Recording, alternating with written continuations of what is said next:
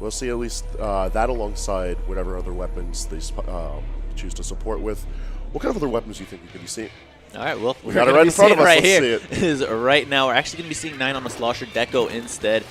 So they're going to be having a lot of bowlers, and then on top of that, they're going to be having the Bomb Rush coming out of that Splash-O-Matic. So they'll be able to put up that turf coverage anytime they want. We've got free 9 right here in the orange. So we're going to be taking a look at it, but it seems like just for the Halibut actually gets the quick start on them and pushes them back. All right, despite the fact that Vote 9 managed to get a couple of early picks, they weren't able to get very early up. Now, just picks left and right, no one really able to establish immediate control of center stage. Yeah, right now seems like Vote 9's getting pushed back into their spawn here. Seems like just for the Halibut has their numbers so far into this game. Now they're going in to try and get them into the lockout. And this is where it's definitely going to be a test for Vote 9 trying to get back into this. And this is where they have to make it break it. Mamba managing to make a pick with his inkjet. A lot of specials coming out from just for the Halibut.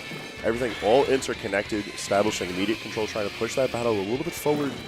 And I really like the usage of the specials here just because it was sequential. We already saw the inkjet, we already saw the Inkstorm already start, ended itself out, and then the next two followed up just a further beat into Vote 9. Yeah, right now we're seeing that lockout here. Katie tried to make something happen, but was spotted out, I believe, by Paige, and the rest of the team came in and finished them off right there. So now this is pretty much game. That was a quick one right there, just for the Halibut, showing that they're here to go back into, take this Division 1 and then into that top 24. And just as you established earlier, this is one of those maps where once you establish control and once the defenses are up, it's almost unbreakable. Just sort of filled in the blanks of its own story. Yeah, at least for that map, I would have liked to see Vote 9. They had the baller, they had the Bomb Rush as well. They had to build that up in their spawn and then push off of that, try to get back in. Otherwise, there was no possible way they could get in there. But they're going to have to change something up going into our next match, which is going to be Clan Blitz Humpback Pump Track here. I believe 9 can stake on that Slosher Deco because it has the baller for sure. Sprinkler's good here as well. There's a lot of places you need to paint on this map. So he can stay with that. They just need a different game plan. I feel like their loadouts as a team worked out fine. It was really just their approach to the map, and I feel like just for the Halibut came in aggressively, and they wanted to just stay on that. They wanted to keep the pressure up so that they can maintain their own momentum. So if we could see Vote 9 sort of turn the tables on them by responding with that same type of aggression, we could see a much more even-handed battle, especially considering the presence of the ball, the presence of the specials that are on Vote 9's team, at least with the loadouts that we had seen in Game 1. Yeah, definitely right there. I want to see Vote 9 now get pushed back into their spawn immediately like they did. We saw immediately at the beginning of the game, 9 was already into his trench area, and that's a place you never want to be. You're going to get picked off by blasters and people right above you, so definitely have to come up with a different game plan here. Kind of with Humpback Pump Track, there is a little bit of a trench area as well that you can fall back into, but that's not where they want to find themselves. They want to find themselves in the middle of the map collecting all those clams, and especially in a mode like Clan Blitz, you want to maintain that center control because from there you're going to have the turf control around you, and that's going to tell you on the map where the clams are. Of course. And on top of that, Humpback Pump Track's one of the maps that more facilitates flanking, where I feel like Muscle Forge Fitness is much more rigid in how it's established. It's much more easily defensible.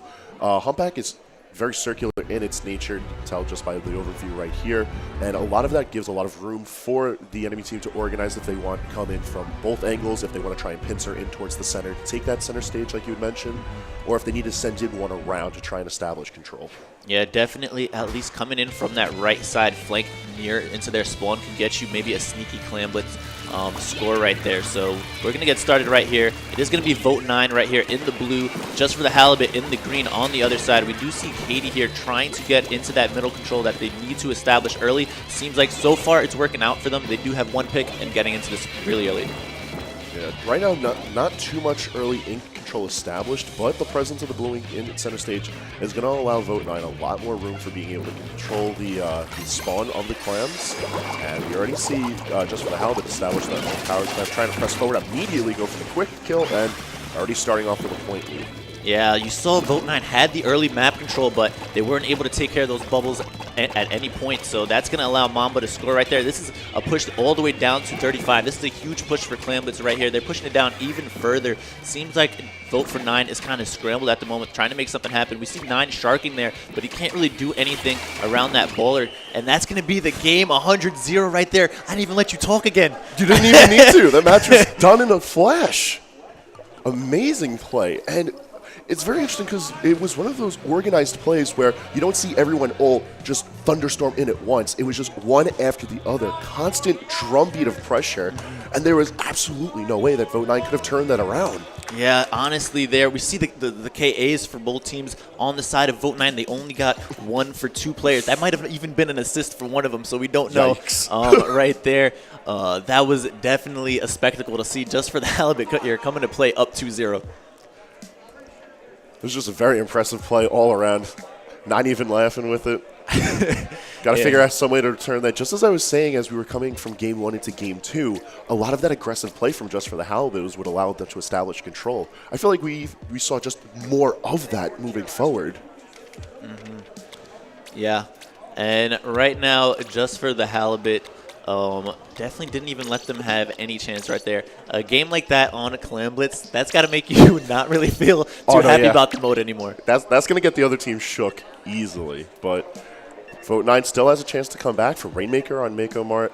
A lot of that aggressive play is going to sort of be turned around by the flatter terrain of Mako Mart, and there's fairly linear paths to the goalpost for the Rainmaker on this map. Yeah, at least on Rainmaker Mako Mart, the main strategy of most of the top teams is going to be to initially try to push up onto the left side here. That's going to be the more safe option because the enemy spawn is actually on the right. So even if you get a couple picks, they're going to be spawning in from there. So they're going to be able to get a quick pick down onto the Rainmaker. But if you go left, that's going to buy your team a couple seconds more, and then from there you're way better in a position to defend it. Right, and it's, depending on how the kills are established early on, that left side can even be like a quick finish right then and there, depending on how well they're able to time out.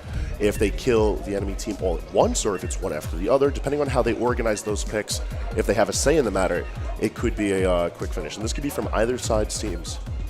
Yeah, definitely Just for the Halibut here, looking pretty strong. They definitely came here to play as well, celebrating their 1-year anniversary. Oh yeah, they're celebrating in style. Yeah, definitely here. Gonna see what these teams elect to bring out here.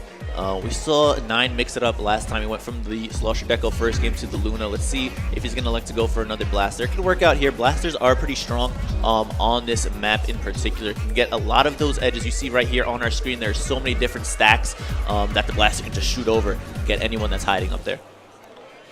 And just like that, we saw quickly a Clash Blaster was placed. Blaster on both sides. And is that a Dynamo Roller or something from Gold? Yeah, that is a Dynamo Roller right here. We've got the Gold Dynamo, something we probably haven't seen up to today, but looking pretty strong right now. But actually, Vote9 finally getting the first push of the day that they need. And here's the left push we were talking about. Definitely look, they have the position. Now they're able to defend. No one can really touch Katie from this angle, and she's going to be able to just stall it out and then wait for the correct push. However, we've got Mamba coming in from behind. He's going to manage to be able to get the pick with the Inkjet.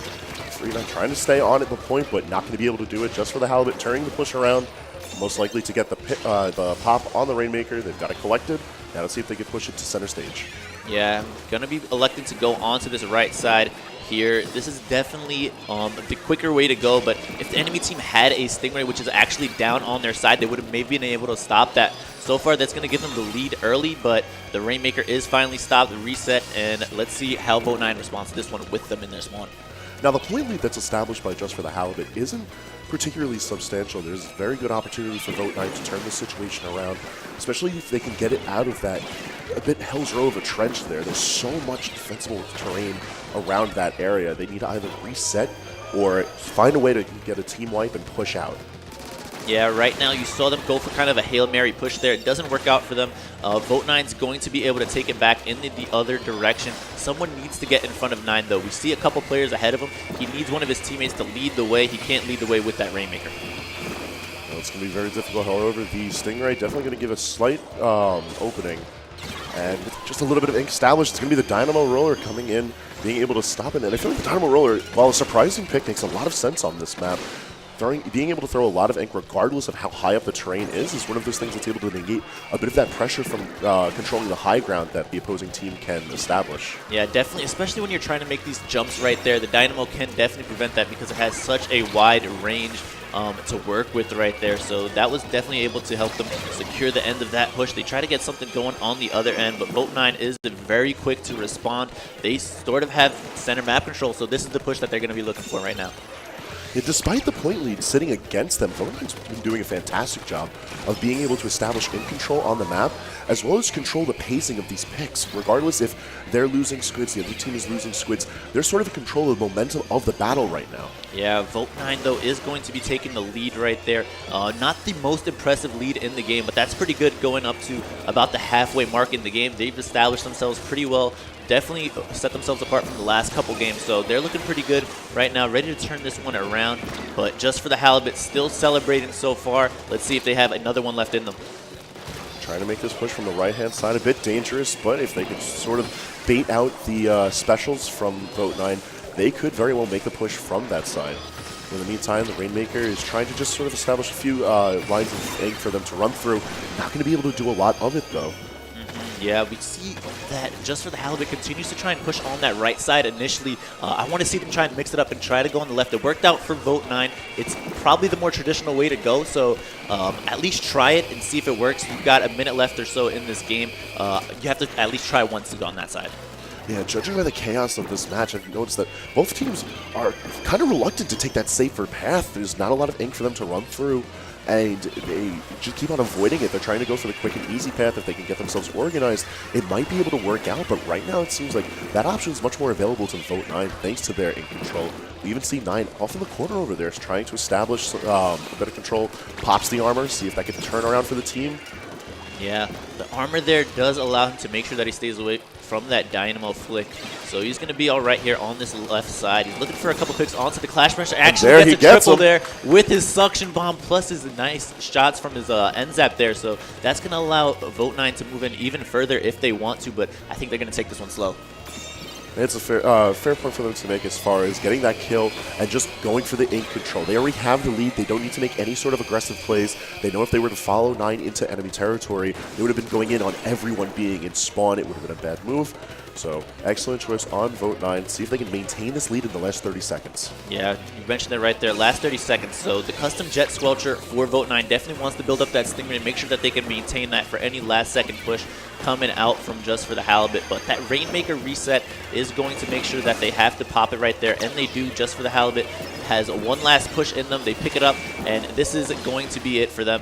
We see 9 coming in from the back right there, but seems like El-Hot just manages to get right by, and there goes Monado Boy. And just like that, Monado Boy staving things off the last 5 seconds of it. The push not going to be enough, and Vote9 staving off the 3-0.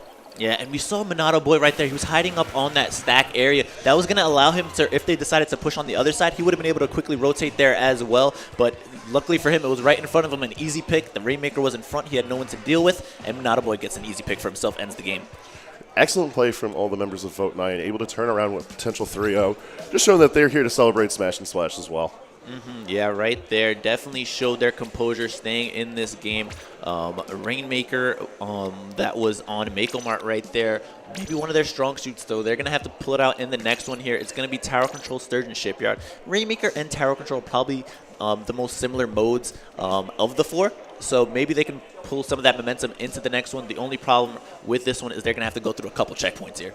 Yeah, this is going to be a bit more of a difficult push, although it's going to be very much the same note as Rainmaker on Mako Mart in that it's very segmented in how these battles are going to take place. And if they can maintain more control of the of ink, as opposed to just going for constant picks and building up a body count, I feel like Vote9 might be able to maintain the momentum they've garnered in Game 3. Yeah, Vote9, we saw earlier in that game, they had established map control pretty much throughout. That was the name of their game there, and maybe that was 9's switch to the N-Zap. The N-Zap is a pretty good turfing weapon, so that could have definitely helped them out right there. Let's see on Tower Control, Sturgeon Shipyard. I think, honestly, the comp that they chose last game may be able to work out on this one. They had a Blaster for Tower Control. They had the Stingray if needed as well, plus some turf. So definitely they don't have to change too much up here, but they can if they want to. Yeah, there's a bit more wiggle room given the layout of Sturgeon Shipyard. It's a lot more laterally oriented than Mako Mart. It gives a lot more room for chargers, in general more long-range shooters, so we could possibly see Splattershot Pro, maybe Squelcher. Yeah, and especially at least on Sturgeon Shipyard in general, A lot of the ways you're going to have to deal with the enemy team is they're going to be up on those spinner areas and that snipe that are surrounding the center stage. So definitely, if you can take control of the enemy side, from there you can rain down ink on them. You'll have positioning on them, especially during your push, which is going to come around on that right side. Well said. We're going to be going right into it for tower control on Sturgeon Shipyard. You'll be shortly seeing what the teams are coming into this game mode with and seeing if any of our predictions have any impact onto this. All right, we're going to be getting it right now. Vote 9 in the yellow, and just for the Halibut in the blue. They pretty much stayed with the same exact comp on the side of Vote 9 here. And we've got these Dabble Doolies Nouveau and the Rapid Blaster Pro coming in for just for the Halibut. So that's going to be 2 Ink Storms that they're going to be able to pull out here and maybe facilitate themselves in a nice push. I like the choice of the multiple Ink Storms for this team because, as we saw in Game 3, a lot of what allowed Vote 9 to maintain their control of the map was how they were able to easily cut off just for the Halibut's methods of moving around the map. That amount of ink control, or at least playing it very offensively, made sure that they were able to move around on their terms. If they can keep that up with their same style of control and having the specials that further facilitate that play, I feel like we can further see the control fall into Vote 9's favor. Yeah, we saw Vote 9 there getting the early start push right there, but it doesn't work out too much for them. They didn't even get past the first checkpoint, so still have a lot to go on their next push here. Just for the Halibut, though, is starting to establish some mid-control, trying to get into this middle part area, but Katie seems to be pushing them that. They pop the Inkjet to deal with Katie, but can't seem to figure out exactly where she is, and she jumps out. Now, coming into Sturgeon Shipyard, one of the more important aspects of maintaining a lead on tower control is getting to that second checkpoint. While this first checkpoint is, of course, very important to establish for the sake of building a lead, it is very easy for the opposing team to turn a reversal and get that first checkpoint on their own right. But yeah, once right that second one comes around, it's going to be a lot harder. We saw right there, 9 actually got them at the last second for that checkpoint to pass. So that was a clutch stop for him right there. They're going to have to deal with going around that whole checkpoint again on their next push. So let's see what Vote 9 does on their own. 9 now popping that ink armor for his team. Hopefully they can go in off of this one. 9 is already in there. He's dealing with a 1v1, but it seems to be turning into a 2v1. He goes down in a trade, and Elhat's coming in onto the tower right here. And so far, it seems like they're able to stop this push. Katie coming down with a splashdown, able to push back the rest of Just for the Halibut, and the tower's just going to return to neutral. Paige waiting for an opportunity to press forward, trying to get some sort of aggressive play here, throwing bombs, throwing Ink Storm, trying to at least press back Vote 9 so that they can't turn their own lead. Yeah, so far it seems like both teams haven't really established too much control in mid, going back and forth throughout this game. Paige seems to be in a 1v1, but the player probably goes down to one of their teammates here. And so far, it seems like this push is just going to be stalled, and it's going to be a pretty slow push. No team really going into the enemy spawn side yet. As opposed to the previous games that we've seen, things are much more evenly matched on this. It seems that both styles of aggressive play that we're seeing from the teams is sort of butting heads. There's no particular amount of control in center stage. No one's really been able to establish any strong pushes. Specials have been particularly scattered. We've only seen various armors for attempted pushes or an Ink Storm here and there. Nothing well too coordinated from either side yet. Yeah, you mentioned it right there. They do have the Inkjet as well as the armor, so maybe they need to combo those together. That's kind of the classic combo in Splatoon 2. Maybe want to see a little bit more out of that, but 9 already popped his armor, got a couple picks from it. We do see Monado Boy at the top of our screens also has his Inkjet, so maybe he's going to use that soon or wait for 9 to get another armor. Might be the pick because this push seems to be over. Yeah, it remains to be seen how well these teams can organize themselves, but once again, the tower returning to center stage, a very slight lead sitting in favor of Just for the Halibut, and I feel like they're able to establish this more through just firefights, individualized firefights that are assisted by a lot of Toxic Mist presence on blue field. Yeah, definitely that Toxic Mist right there. 2 on the side of Just for the Halibut, 1 on the side of Vote 9 have been thrown around to stop a lot of those tower pushes, and although, you know, it's just a sub-weapon, it definitely forces them off the tower. Pretty much not as strong as a Stingray, but it'll buy you some time. Yeah, it's definitely one of the best team-oriented subs that you can bring, especially bringing multiple of them onto this map, where the path of the tower is so well constricted around the geometry of the map. I feel like it finds a lot of use, and we're seeing that from Just for the Halibut. Yeah, actually right there, Just for the Halibut's going to go down in a full wipe. Most of Vote 9 is in their spawn, so that's going to buy a lot of time for them to push that tower forward. You see it's moving towards that second checkpoint, and if they're able to pass that, that's going to be a huge landmark, as you mentioned earlier in the game for them, but seems like Just for the Halibut finally got the composure down and going to stop this push. just a quick note for Monado Boy. During that push, we saw him press forward with the Inkjet. We saw a direct kill. We saw the rest of Just for the Halibut sort of aligning themselves to take him out right away, sort of alleviate a bit of that pressure. And I feel like that response is what allowed Vote9 to have a bit more of a substantial lead, especially as they continue to control the tower and ride it forward. We see Regent right here trying to push that tower forward. They also had a Stingray ready as a custom jet sculpture. They might have just wanted to save onto that instead of pushing the tower. Didn't really need to do so, but hopefully they're able to build up another one here soon and not allow Vote9 to touch that tower. It is going to be Jolts on that tower with that Rapid Blaster Pro here, trying to make something happen, but seems to be pressured from all angles. Most of his team is going down. He's going to go down as well, and that's going to be Vote9 right there taking it. He's tying this one up 2-2. Getting pincered in from all sides, there's just nothing that Jolt could have done in that situation. And while they did have the ultimate push getting from the opposite side past center stage, they had no ink control forward. They had no squids up to defend Jolt on the tower. It was just sort of a destined loss at that point. Now we're going to be going on to another Splat Zones map right here. It's going to be Splat Zones Whale Warehouse. If you remember, though, Vote9 kind of got stomped on a Splat Zones map earlier, so we're going to have to see how they respond. And honestly, although they're not really the same terrain-wise, Muscle Forge Fitness and Whale Warehouse, which we're going to be playing on this next one, both of them are prone to lockouts. And if 9 gets in that position once again, they're going to maybe go down. Yeah, you bring up a very good point. While the layouts are certainly different of these maps, they're both very defensively oriented. We know there's not that much room to cover as far as ink goes, and there's a lot of choke points on this map. If Just for the Halibut is able to maintain those choke points, keep the high ground, that we very well can see a similar knockout as we did in Game 1. Yeah, definitely here. A lot of this map is just so constrained, as you mentioned right there, those choke points. You've got the right side closed area, that's the kind of the alleyway that you can go in, but a lot of people won't elect to go from there because if a longer range weapon is covering that area, you're not going to get in for sure. So maybe you want to go from the mid or down that left drop from your spawn. So we're going to see how they elect to play this one out here. They don't want to get caught up in a position where they're struggling so hard to come back into this one. And maybe if they just elect to let's all go left or let's all go mid, maybe that'll work out better for them. Certainly. Now, one note that you had mentioned is how the Inkjet has just been a constant presence for the metas of Splatoon 2. With Walleye Warehouse being one of those first maps to come into Splatoon 2 from the previous game, I feel like this map in particular further facilitates that Stingray style of play because of how laterally oriented it is. It really is just a glorified hallway, and the Stingray does such a good job of controlling so much space, even from one Stingray. Yeah, I'm glad you mentioned that right there. Definitely covers down a lot of those choke points, and even throughout the center of the map, you're kind of constrained. It's really just a little rectangle that you're dealing with right there, so the Stingray is definitely capable of getting a lot of splats for your team, putting up a lot of that pressure. But even though you didn't really mean it right there, the Inkjet here is pretty good as well because you've got so many elevation points that you can get to here. So let's see if Monado Boy on that 10-second Inkjet, that's going to work out for him later. But so far, we're going to be getting into it right now. Vote9 is trying to get something going, but Katie's going to go down right away. Or actually, another player, my bad right there. Katie finally does go down, though. And so far, it seems to be a pretty even fight, though. Monado Boy is trying to make something happen,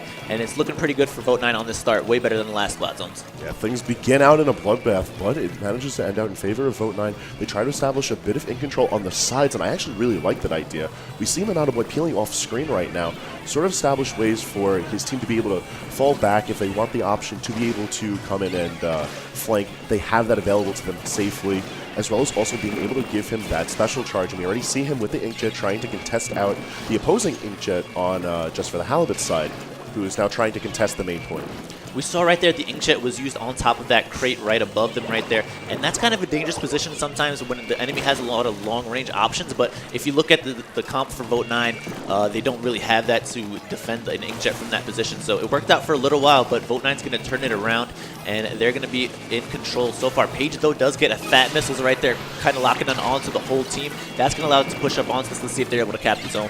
We had just saw two specials that you and I had previously talked about, but are definitely offering a lot of control to this map, both the bubbles and the Ten-Attack missiles. Because this is such a claustrophobic map, I would say, especially on Splat Zones, there's a lot of room for Ten-Attack missiles to be able to control the space, and the bubbler itself is also able to close off a lot of those choke points on the map, giving a ton of room for ink control.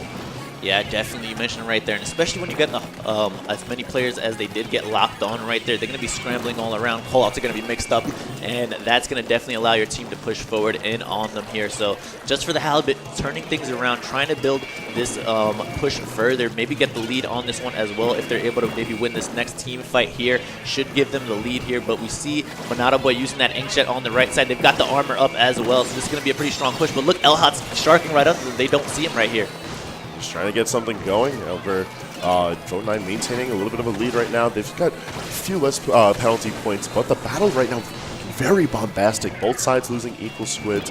Jumping onto Mamba, trying to get some sort of push forward for just for the Halibut, but the in control going into Nine's favor right now. Yeah, Monado Boy here is trying to feel out on this right side. I think he knows that there's a player besides him right there, so he's going to be working with his teammate to pick up that splat right there. And so far, it seems like just for the Halibut was able to turn it around, but the numbers advantage is going in favor of Vote9, so they're going to be able to turn that zone around real quick here, and it seems to be a huge scuffle in the mid for that zone, and it goes in favor just for the Halibut. Now it's just time to see if they can maintain it. We've seen these battles going left and right. However, with a full wipe on Vote9, just for the Halibut has the opportunity to push this much deeper than normal. We see them already sitting on that platform just ahead of spawn for Vote9. And while Vote9 has shown capabilities of being able to fight past this and making use of the sidewalks on this map, I feel like being pushed that much further just gives a lot of room for just the Halibut to take off a lot of those penalty points, and we already see them all broken trying to break forward with a small lead. Yeah, right now Vote9 just needs to make sure that all their members are out of the zone. We need to reset this push. We've got one last team push left in us. We need to be quick about it. But just for the Halibut seems to maintain the control. They know that there are players off to this right side. It's already been called out here. Vote9 now needs to react quickly. Can they cap the zone? They do stop it momentarily. And They're they able to cap it. cap. Look at that, leaving a 61-point lead penalty on just for the Halibut. It's going to be a world of hurt for them to break past that, especially with only a minute counting down onto the clock. Vote9 trying to fight for some sense of control. They've got majority ink on the plate. However, Page trying to go forward with the Clash Blaster, take out those bubbles, try to get some sort of a lead. They managed to cap the point. However, they have to break forward 60 points in penalty. Yeah, they're probably not going to end up knocking out on this map, even if it goes to time, because they'll be in position already with the lead. So probably not going to be seeing a knockout or so if Vote9's able to cap the zone once, but it doesn't seem like that's the chance right now as they're going down in numbers. Regent's the last one up, but they're going to do the wise thing and wait for the rest of the team, trying to approach it back from the middle of the map, but the rest of the team has to come in quick. They've got about 10 seconds. And Regent manages to get a splat with one of the suction bombs, gets his bubbles ready, and starts throwing with 17 seconds left. It's not enough time. Just for the Halibut is able to get down to the final point, and they take the set in 3-2. Yeah, just for the Halibut right there. We mentioned this is their one-year anniversary. That's the one way to start it, so they're going to be feeling good about themselves.